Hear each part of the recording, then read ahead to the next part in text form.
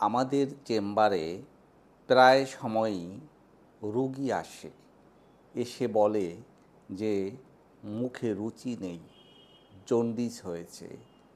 আমরা ঝাড়ফুঁক করেছি কিন্তু কমেনি, জন্ডিস বেড়ে গেছে।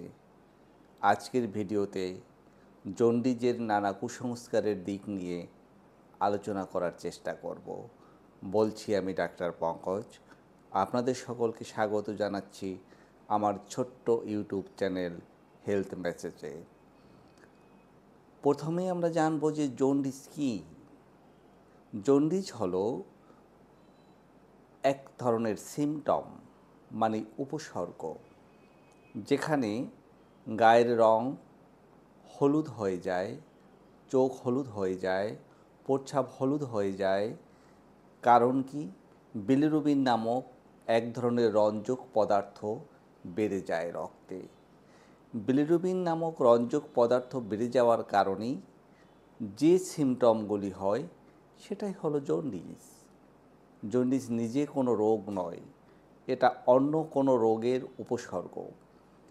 জন্ডিস হলে প্রায় সময় দেখা যায় ক্ষুধা-মন্দা হয়, পেটের উপরিভাগে ব্যথা হয়, বমি হয়, বমি বমি ভাব হয়, খুবই ক্লান্তি বোধ হয়, রোগী দুর্বলতা বোধ করে থাকে।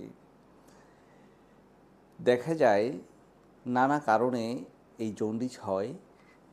এর ভিতরে আমরা দেখে থাকি যে হেপাটাইটিস, যেটা লিভারের নিজের সমস্যা, কোনো ভাইরাস দ্বারা যদি আক্রান্ত হয়ে থাকে হতে পারে। আবার কখনো কখনো অবস্ট্রাকটিভ জন্ডিস হয়, অর্থাৎ যদি লিভারের আশেপাশে কোনো টিউমার হয়, সে যদি কোনো বাইল ডাক্টের উপরে অবস্ট্রাকশন করে, অথবা কোনো স্টোন বা পাথর সেটা যদি বাইল ডাক্টের ভিতরে অবস্ট্রাকশন তৈরি করে, তাহলে অবস্ট্রাকটিভ জন্ডিস হতে পারে। আবার হেমোলাইটিক জন্ডিস হতে পারে, অর্থাৎ রক্তের নিজস্ব কিছু ত্রুটির কারণেও জন্ডিস হতে পারে। তা আমরা বুঝলাম যে জন্ডিস নিজে কোনো রোগ নয়, এটা একটা উপসর্গ। এখন আলোচ্য বিষয় হলো এখানে রোগীরা কী করে।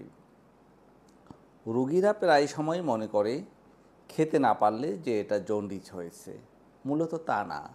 খাবার অরুচি নানা কারণে হতে পারে, খেতে না পারা জন্ডিস নয়। আসলে দেখতে হবে যে তার কোনো ধরনের রোগ হয়েছে কি না।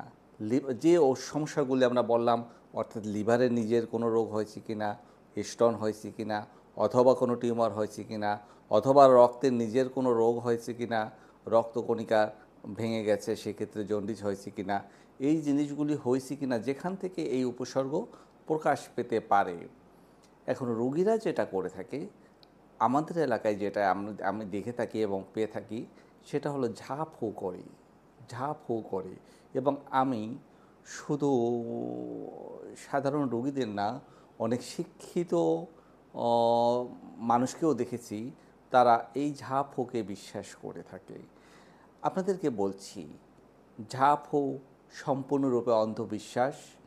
এগুলোতে জন্ডিস সারে না। কারণ হলো রক্তের নালীর ভিতরে রয়েছে রক্ত, তারপর আপনার মাছেল আছে, নানা ধরনের স্ট্রাকচার আছে, তারপর স্কিন আছে। এই সব কিছু ভেদ করে যে ধরনের পানি দিয়ে বলা হয় যে জন্ডিস বের করে আনে, এটা সম্পূর্ণরূপে ভাওতাবাজি ছাড়া আর কিছুই নয়। এগুলি যদি আপনারা করতে যান, সেক্ষেত্রে আপনাদের সমস্যা আরও বেড়ে যাবে।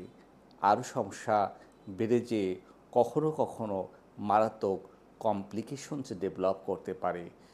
এটা কখনো করবেন না। আপনারা কোনো চিকিৎসকের কাছে যাবেন।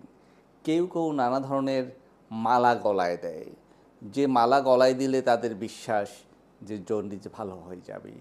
এই মালা গলায় জন্ডিস কমাতে কোনো ভূমিকা পালন করে না।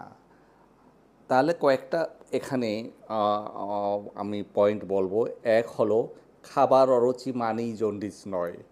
দুই হলো জন্ডিস কোনো রোগ নয়, এটা অন্য কোনো রোগের উপসর্গ।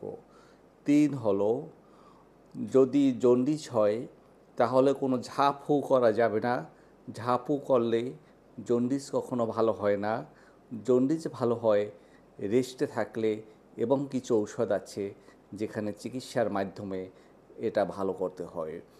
কখনো কখনো বিলিরুবিন অনেক বেড়ে গেলে আমরা হসপিটালে ভর্তি করেও রোগীর চিকিৎসা করে থাকি। কাজেই এই নিয়মগুলি আপনারা ফলো করবেন। এই নিয়মগুলি ফলো করে জন্ডিস থেকে আরোগ্য লাভ করা সম্ভব, কখনো কুসংস্কার আচ্ছন্ন হয়ে নয়। আপনারা সবাই ভালো থাকবেন, সুস্থ থাকবেন।